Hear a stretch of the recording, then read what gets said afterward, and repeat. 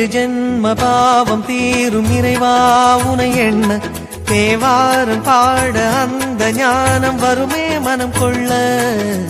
ஆதியான சிவனே சிவஜோதியான சிவனே ஆதியான சிவனே சிவஜோதியான சிவனே.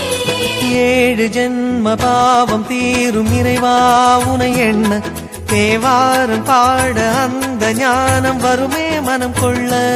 வருகிற அக்டோபர் மாதம் 21ஆம் தேதி பொதுவாக ஒவ்வொரு மாதமும் அமாவாசை வரும். ஐப்பசி மாதத்தில் வரும் அமாவாசையில் நமது பித்ருக்கள் மீண்டும் பித்ருலோகத்திற்கு செல்லும் நாளாக கருதப்படுகிறது. அன்று நீங்கள் கௌரி நோன்பு இருந்தால் உங்களது வாழ்க்கையே மாறிவிடும். கௌரி நோன்பு இருக்கும் போது தெரியாமல் கூட இந்த 3 விஷயங்களை செய்யக்கூடாது. முதலாவதாக, கௌரி நோம்பிருந்து கட்டிய கயிறை நமது குடும்ப உறுப்பினர் அல்லாத நபருக்கு கொடுக்க கூடாது. இரண்டாவதாக, கௌரி நோன்பு இருக்கும் போது மிகவும் சுத்தமாக இருக்க வேண்டும். அசைவம், தாம்பத்தியம் போன்ற விஷயங்களை செய்யக்கூடாது.